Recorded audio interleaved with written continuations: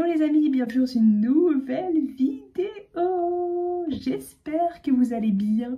Bon, aujourd'hui on est dans un cadre un peu spécial. Je ne suis pas dans mon appart à Paris. Je suis dans ma chambre d'enfance chez mon papa. C'est plus ma déco ni rien, mais c'est la chambre dans laquelle j'ai grandi pendant un long moment, qui a été réinvestie par ma soeur. Et puis bon, maintenant il n'y a plus personne dedans, donc c'est pas ma déco ni rien, mais c'était ma chambre originellement. J'ai dormi là pendant quelques jours puisque je suis restée quelques jours chez mon papa, parce que en outre j'ai une soirée d'anniversaire d'une amie d'enfance. J'ai ses 25 ans ce soir, donc voilà, je me suis dit que j'allais aller aux 25 ans et que j'allais voir mon papa au passage. Je sors de la douche et je me suis dit qu'on allait faire une petite Q&A. J'ai ouvert une petite boîte à questions sur Insta et je me suis dit que j'allais me préparer en même temps. Voilà, en gros, je suis clairement en train de vous faire un chit-chat make-up. Un chit-chat make-up, super dur à dire. Bon, j'ai les cheveux mouillés parce que mon papa n'a pas de sèche-cheveux. Donc, on va commencer par le sérum. Alors déjà, je vais me présenter. Si tu ne me connais pas, je m'appelle Laura. J'ai 25 ans maintenant. Je suis en prépa agrégation à la Sorbonne. C'est ma deuxième année en prépa agrégation. Cette année, je passe le CAPES de philosophie. L'année dernière, j'ai passé le CAPES à la grecque, mais j'ai pas réussi. Il n'y a plus rien là. Je peux m'acharner. Originellement, j'habite à Paris. Mais là, j'ai changé de localisation exceptionnellement. Bon, alors, j'ai plus de sérum, donc je vais mettre une crème grasse parce que j'ai encore une fois la peau très sèche. La première question, c'est une question d'amour. Youhou! Ta vision des applis de rencontre pour les personnes introverties? Oh, c'est une bonne question.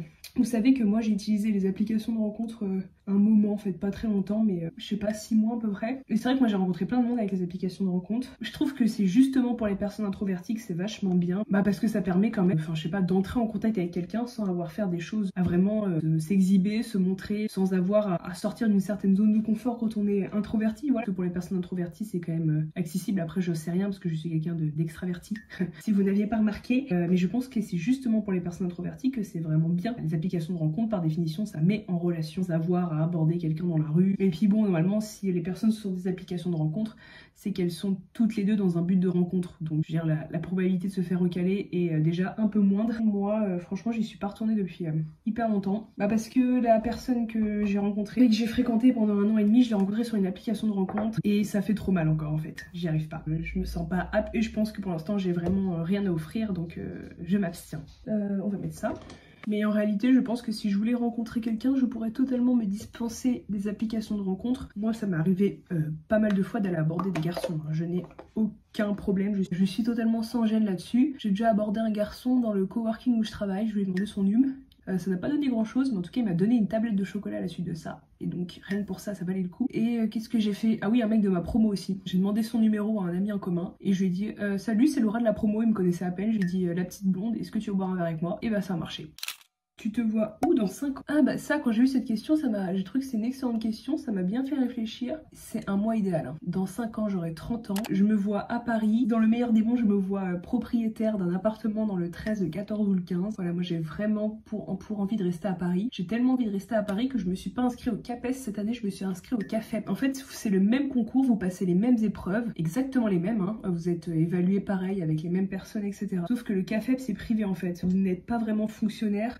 Vous travaillez pour les écoles privées et du coup vous n'avez pas cet embarras d'être muté n'importe où. C'est à dire que j'ai pas mal d'amis qui ont été mutés tout sauf en région parisienne. Bon, déjà à Paris c'est impossible, en général il n'y a que 2 places par an, donc et sachant que les places sont attribuées selon ton classement au concours, donc les premiers qui ont les places ce sont les premiers agrégés, et une fois que les agrégés ont fait leur sélection, il y a ceux qui ont le CAPES, et selon ta notation, si t'es arrivé je sais pas 70e au CAPES, et bah tu vas passer après tous les agrégés et après les 70 premiers pour les vœux. Et donc la plupart des gens que je connais ont été mutés en Bretagne, en Normandie, bref en pleine campagne, etc.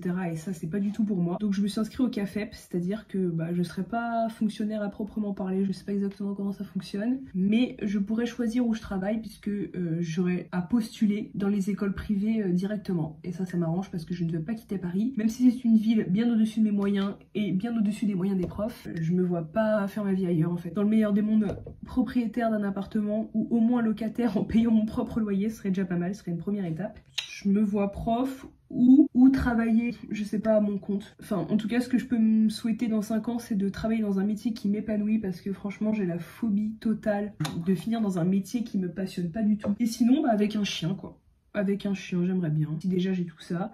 Et puis encore dans mon petit quotidien de fit girl, continuer le sport, etc. Continuer tout ce qui me fait du bien. C'est vraiment tout ce qu'on peut me souhaiter pour dans 5 ans. Et surtout l'indépendance financière. Les tanneurs ou la Sorbonne? Ah, alors pour la petite histoire, j'ai été dans 2 facs. J'ai été à la fac de Tours pour mes 2 premières années de licence et après de la L3 jusqu'à maintenant en fait. Donc L3, M1, M2 et mes 2 années de prépa Y. J'étais à la Sorbonne. Je vais faire mes sourcils en même temps. Franchement, je suis vraiment contente d'avoir fait les deux parce que c'est vraiment pas du tout la même ambiance. Les tanneurs, c'est vraiment une fac de province où d'ailleurs super bien située dans Tours. Genre vraiment, vous êtes en plein milieu de Tours. Il y a la Guinguette à côté avec la Loire, il me semble. Et juste à côté, vous avez le centre de Tours avec la place Plumereau, tous les bars. La fac est un peu vieillotte, mais moi je trouve qu'elle a encore beaucoup de charme, etc. Et ce qui est bien, c'est que c'est une petite fac et du coup, surtout en philo, il n'y a pas beaucoup d'élèves. C'est des promos en L1 à max 70. Après, vous retombez très vite à 30 élèves par promo et encore, il n'y a vraiment pas 30 élèves qui viennent en cours, hein. La plupart travaillent, etc. Donc, si vous êtes 10 en cours, c'est limite le max. Et ça a vraiment des grands avantages parce que du coup, il y a une vraie proximité qui s'instaure avec les profs. Et moi, j'ai adoré. Et puis surtout, je me suis vraiment fait des amis à la fac de Tours, je me suis fait des vrais amis. Vraiment, la plupart des gens que j'ai fréquentés à la fac de Tours, je suis encore en contact avec eux. Là, ce soir, je vais encore voir une pote que je me suis fait à la fac de Tours avec qui je suis partie en vacances, etc. Et puis les cours étaient vraiment très intéressants. Les profs étaient super, etc. Franchement, il n'y a pas de différence entre un prof de la Sorbonne et un prof de Tours, hein. Dans tous les cas, ce sont vraiment des maîtres de la philosophie qui ont vraiment un enseignement extraordinaire à octroyer et qui m'ont vraiment passionnée. La seule différence, c'est que disons que j'étais pas au même niveau de maturité, c'est-à-dire j'étais vraiment pas mature à la fac de Tours et du coup j'ai pas profité assez de tous les enseignements qu'on m'a dispensés. Mais je regrette un peu de pas avoir assez profité de tout ce que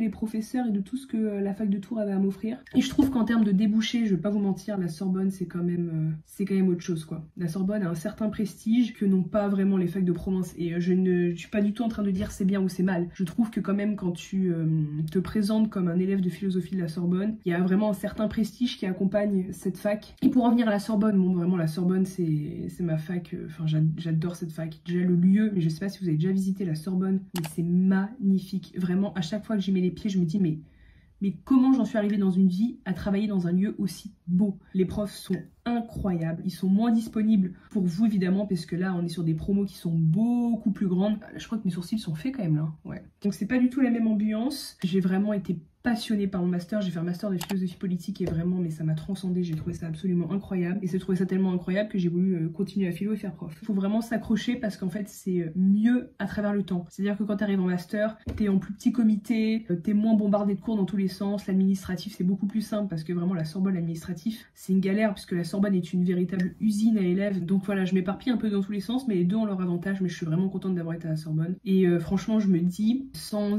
être condescendante ni quoi que ce soit, je me dis que les concours c'est déjà compliqué en sortant d'un master de la Sorbonne qui m'a donné beaucoup de clés pour réussir les concours. Alors je me dis en sortant de province, ça aurait été compliqué parce en Provence ils ont très peu de cours de philosophie classique, d'histoire de la philosophie, de cours qui peuvent te donner les clés pour réussir les concours. Là où en master j'ai quand même eu des cours de philosophie très classiques, j'ai eu des cours sur Hobbes, sur Rousseau, sur Locke, etc.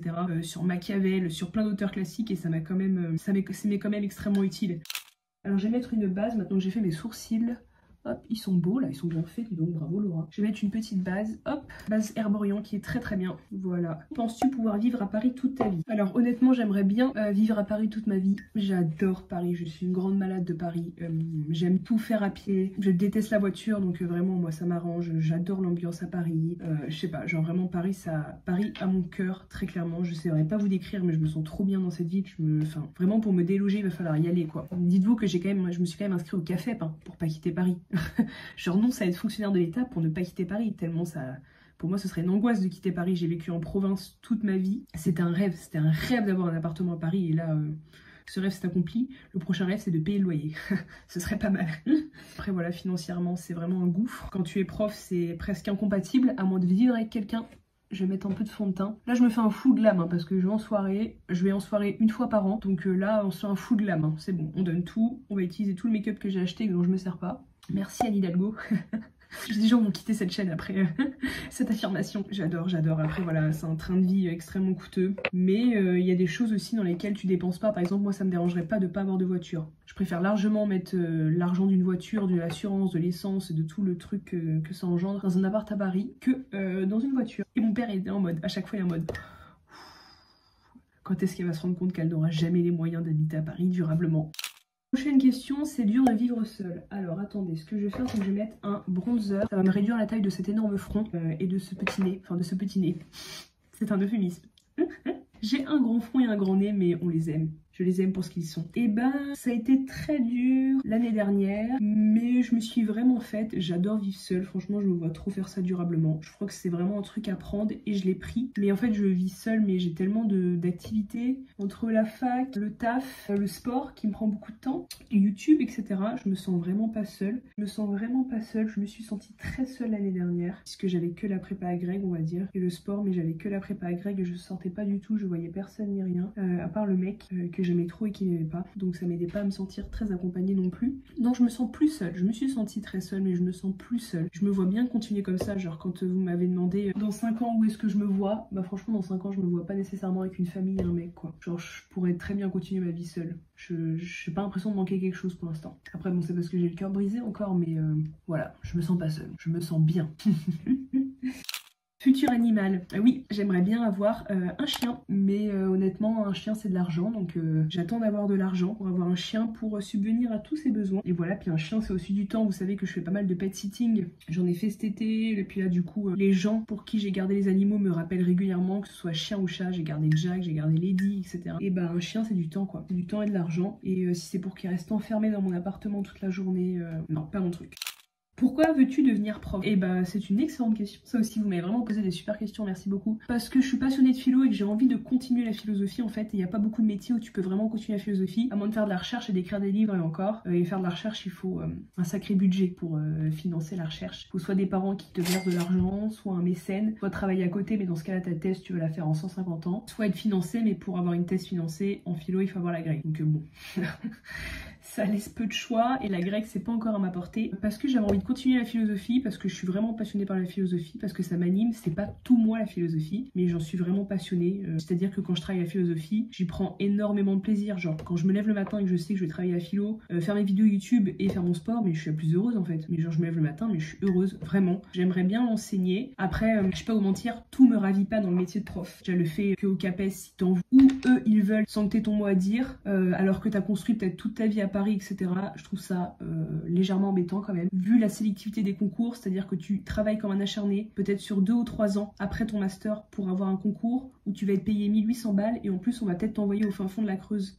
Alors que tu as construit toute ta vie peut-être. Il y a des gens qui ont le concours à 28 ou 29 ans, hein. Même plus tard, je mets un petit peu de blush. Donc ça m'embête un peu en fait, très clairement. Ça m'embête aussi d'être gouvernée par Gabriel Attal, ça m'embête toutes les politiques de droite et ultralibérales qui sont faites à l'école. Il y a plein de choses qui m'embêtent dans le métier de prof, mais je pense que je serai une bonne pédagogue. J'aime bien la compagnie des jeunes gens de 17-18 ans. Je sais pas, je trouve ça plus stimulant que d'avoir des collègues aigris d'une quarantaine d'années, des entrepreneurs, j'en sais rien, genre petit coup d'anti-cerne. Et aussi une autre contrainte, de toute évidence, c'est que bah, si je deviens prof, faut arrêter YouTube quoi, faut tout supprimer, faut que j'arrête tous les réseaux. Voilà, je supprime tout parce qu'il y a personne qui va me prendre en faisant des vidéos sur YouTube en me maquillant, très clairement. C'est totalement incompatible avec le métier de prof, que ce soit devant les élèves, que ce soit devant les parents, enfin que ce soit avec l'administration, les autres profs, c'est totalement incompatible. Comment tu vis la prépa cette année par rapport à l'année dernière? Beaucoup mieux, ça n'a rien à voir. Mais genre, pour tout vous dire, il y a 1 an, ma copine Aglaé avait déjà fêté son anniversaire, enfin, on avait déjà prévu de fêter son anniversaire. Je vais me recourber les yeux. Et donc je devais descendre aussi pour aller à son anniversaire. Et genre, j'avais fait tout un pataquès, j'avais voulu annuler au dernier moment, désolée Aglaé, tellement j'étais stressée juste de prendre une journée pour aller à un anniversaire. On était en octobre, hein, donc c'était la même date. Mon cours était dans 5 mois et j'étais hyper stressée par l'idée de perdre une demi-journée pour prendre le train, aller à la soirée et revenir à Paris, parce que c'était une demi-journée où j'allais pas travailler et du coup j'allais rentrer forcément un peu fatiguée et ça m'avait stressé à la mort. J'avais voulu annuler le dernier moment, puis en fait j'avais pas eu les couilles d'annuler parce que je me suis dit Aglaé va être trop déçue, je peux pas. Du coup j'y suis allée et franchement je m'étais sentie, mais je me sentais mal en fait, enfin je me sentais mal, je me disais mais pourquoi tu t'es pas en train de travailler, t'es une pure gogole et tout, t'es en train de niquer toutes tes chances pour le concours. J'étais totalement matrixée. Est-ce que j'ai l'air matrixée maintenant? Est-ce que j'ai l'air malheureuse et stressée? Non. Après l'année dernière je travaillais beaucoup plus, cette année je travaille moins par rapport à l'année dernière puisque j'ai un contrat de babysitting alors que l'année dernière je faisais que ça. En plus je fais mes vidéos YouTube et ça me prend pour une vidéo par semaine entre 10 et 15 heures, on va dire en moyenne 12 heures ça me prend, donc c'est quand même énorme. Voilà, donc ça me fait, on va dire, allez, 25 heures en plus par semaine qui sont déjà réservées à autre chose que la philo, donc je fais moins de philo, mais je me sens beaucoup moins stressée, au contraire. Je me dis en fait, si c'est pas prof, c'est pas grave en fait. Prof c'est bien, c'est un métier qui me plairait, mais en fait je suis capable de faire plein d'autres choses. Ça fait je sais pas combien de fois que je recourbe mes cils, il s'agira de passer à autre chose. Voilà, bon, mes cils sont recourbés. Je vais prendre une tablette de mes sœurs, une palette, non mais une palette, hop, avec des petits tons neutres. Je prends un petit marron simple, c'est ce qui me va le mieux, mais vraiment je le vis tellement mieux cette année, ça n'a rien à voir. Vraiment je suis une autre personne. Vous m'auriez vu l'année dernière, enfin là déjà j'étais vraiment très mal. Je me rappelle qu'au mois d'octobre j'étais très mal, je pleurais tout le temps. Le mois d'octobre ça avait commencé à être l'enfer pour moi, et l'enfer s'est arrêté, bien plus tard. Qu'est-ce que je mets en dessous comme couleur? Est-ce qu'on mettrait pas une couleur un peu flashy? J'ai envie de mettre celle-là. Ça, c'est à mes sœurs, ces palettes-là. J'espère que vous ne voudrez pas les filles. Quelle est ta méthode de prise de notes quand tu lis? Alors moi, je suis pas un exemple pour la prise de notes. Tout simplement parce que je prends beaucoup trop de notes et que je sais pas du tout être synthétique. Je mets une tonne de citations, je fiche chaque page, etc. Elle est vraiment archi complète. Je prends le livre en fait, et en fait, je fiche tout ce que je comprends. J'essaie d'avoir un PDF du livre. Genre, je sais pour la critique de la raison pure, j'avais trouvé des PDF, même pour les autres critiques. Et genre, quand il y avait des passages que je jugeais très importants, dont je savais que je n'allais pas réussir à retranscrire par mes mots les articulations, l'argument, etc. Je prenais carrément le passage, je le mettais sur ma fiche. Franchement, j'aime bien avoir les passages directement sous les yeux pour travailler. Moi, mes fiches sont beaucoup trop longues. Je vous ai dit, pour la critique de la raison pure, j'ai une fiche de plus de 300 pages. N'importe quoi. Mes fiches sont beaucoup trop longues, mes cours sont beaucoup trop longs, mais après, c'est comme ça que je travaille. J'ai besoin de toutes les articulations, j'ai besoin de toutes les citations. J'aime pas la prise de notes minimaliste, etc. Donc, vraiment, mon PC, mon livre, et je prends des notes, dès que je vois des choses importantes, dès que je comprends quelque chose, etc. Et je cherche des citations, des extraits de texte précis carrément. Ça, je trouve que c'est pas une mauvaise méthode, surtout pour le commentaire, puisque les passages que vous allez juger importants, c'est probablement les passages qui peuvent tomber le jour du concours, et donc si vous les avez lus plusieurs fois, vous allez avoir une avance, et si vous savez surtout ce qu'il y a avant et après, si vous connaissez l'argumentation, vous allez être pas mal. As-tu déjà vécu une rupture amicale? Alors là, quand j'ai eu cette question, je me suis dit qu'il fallait absolument que je vous fasse une vidéo sur l'amitié. Pour l'intérieur de l'œil, je vais mettre cette petite couleur là. Il faut que je fasse une vidéo sur l'amitié parce que moi j'ai une conception de l'amitié assez particulière. De rupture autant que telle, genre en mode une pote qui me dit, ou moi qui dis à une pote, on ne se reverra plus, c'est fini, ciao bye bye, nous ne sommes plus amis. Non, je ne crois que ça n'est jamais arrivé. Après peut-être que je m'en souviens juste pas, parce que je suis pas comme ça en amitié. Je suis pas une meuf qui crée des dramas et tout, mais alors pas du tout. Je déteste la méchanceté, je déteste les dramas et tout, genre vraiment ça me fait me sentir très très très mal. En fait je déteste avoir de la haine pour quelqu'un, de la colère ou de la haine pour quelqu'un, parce que ça me bouffe littéralement de l'intérieur. Donc j'ai rarement de la haine pour les gens. Même quand ils me font des trucs horribles, je les pardonne parce que j'arrive pas à vivre en colère contre eux. Ça m'empêche de vivre en fait, je déteste la haine. Là, j'ai jamais eu de drama vraiment avec une copine. Après oui, j'ai pas mal d'amitiés qui ont cessé. Tout simplement parce que j'ai eu une période où j'ai eu beaucoup d'amis. J'étais vraiment Miss populaire au lycée. Pas parce que j'étais la plus belle et la plus charismatique, loin de là. Parce que juste je parlais à tout le monde et j'avais envie d'avoir beaucoup d'amis et je faisais des grosses fêtes et j'étais sympa, je pense. Sympa et drôle, j'en sais rien en fait. Mais j'avais vraiment beaucoup d'amis. Et évidemment, j'ai pas pu entretenir toutes ces amitiés. Enfin, c'était impossible avec mon épanouissement personnel. Parce que le moment où j'ai eu le plus d'amis, c'était aussi un moment où je m'oubliais totalement. J'étais vraiment une autre personne. Genre physiquement, mentalement, etc. C'était genre vraiment, j'ai des amis qui ont vu la transition entre le mois avant, où je faisais beaucoup la fête, où j'avais eu énormément d'amis, et maintenant, enfin il y en a plein qui diraient qu'ils me reconnaîtraient pas du tout. Donc en fait j'ai changé et j'ai surtout consacré beaucoup moins de temps et d'énergie à l'amitié, et donc j'ai vraiment pas pu garder tout le monde dans ma vie parce que franchement j'ai pas le temps ni l'énergie d'avoir autant d'amis et d'entretenir autant d'amitié. Enfin c'est pas possible pour moi. Il y a d'autres choses que j'ai envie d'accomplir que d'avoir une sociabilité très épanouie. J'ai vraiment aucune rancune contre personne en termes d'amitié. Autant il y a des mecs ils me foutent la mort, autant les amitiés non. Genre je me suis jamais vraiment embrouillée avec quelqu'un. Il y a jamais personne qui m'a fait un truc de ouf à l'envers. Ça m'est déjà arrivé peut-être une ou deux fois d'avoir un peu des dingueries de gens qui me font des trucs à l'envers, mais franchement ça arrivait rarement. Puis si ça arrivait, je trouve, je suis même pas au courant, j'en ai rien à carrer. On va mettre du mascara. Est-ce que tu aurais aimé faire d'autres études? Franchement non. Franchement chaque jour de ma vie je me dis mais t'as vraiment fait un très bon choix quand même. Genre je suis passionnée de philosophie, encore plus de philosophie politique et éthique qui était mon master. Franchement tout le jour de ma vie je me dis mais t'as vraiment fait le bon chemin. C'est vraiment là où tu devais être en fait. Donc non, j'aurais pas spécialement aimé faire d'autres études et en fait je vois vraiment pas ce que j'aurais pu faire quoi. Où est-ce que j'ai des compétences qui auraient pu être développées au point d'en faire des études? Qu'est-ce que j'aurais pu faire à part de la philo? Franchement, J'avais pensé à faire une école de commerce à un moment parce que la philo ça m'avait saoulé, genre tout le monde me disait que j'aurais aucun avenir et tout, etc. Merci à eux d'ailleurs. Et du coup ça me saoulait tellement, puis genre par exemple la fac de Tours, tu vois pas trop tes débouchés avec ça. Donc j'avais pensé à faire une école de commerce, mais Dieu merci, heureusement j'ai pas fait ça, genre. Bravo Laura, tu as fait des bonnes études. C'est quand même dingue le mascara, comment ça change au visage. Et une dernière question, et après je vais vous montrer ma tenue. Un livre préféré. Je n'ai pas vraiment de livre préféré, quoique. Si, j'ai vraiment un livre préféré, c'est Les Hauts des Hurlevents. C'est un livre extraordinaire, c'est de la littérature anglaise. J'aime beaucoup la littérature anglaise, j'aime beaucoup les livres classiques en fait. J'aime beaucoup le classique, je lis très peu, mais en fait quasiment jamais de fantastique. Je lis peu de lecture contemporaine, je lis peu de fiction, etc. Mais vous savez, moi je suis la personne la plus aigrie de France. Je n'aime pas le divertissement, que ce soit sur Netflix, que ce soit dans des films. Si je regarde des films, c'est souvent pour être avec le mec que je kiffe. Voilà, c'est ni plus ni moins que ça, mais genre toute seule je regarderai pas un film ni une série. Seule chose que je regarde c'est YouTube, ça YouTube c'est ma vie. J'écoute des podcasts certes, mais voilà, j'écoute très rarement de divertissement, genre enfin... Et même dans mes lectures, je ne lis pas de lecture divertissement, entre guillemets, pas de fiction, pas de fantastique ni rien, je lis que du classique ou des autobiographies, genre Édouard Louis. Là en ce moment je lis une autobiographie que j'adore. Panayotis Pasco, je connaissais pas le personnage mais apparemment c'est quelqu'un qui passe à la télé, etc., qui est connu. C'est la seule chose que je lis en contemporaine.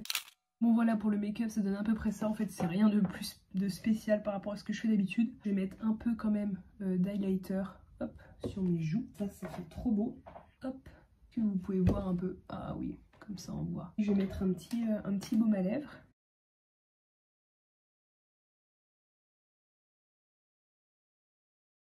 Et voilà pour le résultat, je sais pas si vous pouvez bien voir. Voilà, bon écoutez, désolée pour ce décor un peu... un peu moyen, pas le plus esthétique du monde, avec un peu de bordel derrière. Merci d'avoir regardé cette Q&A. Je vous dis à bientôt avec du nouveau matériel, un micro, peut-être une caméra, etc. Et merci beaucoup pour vos questions, merci beaucoup de me suivre. Bye bye!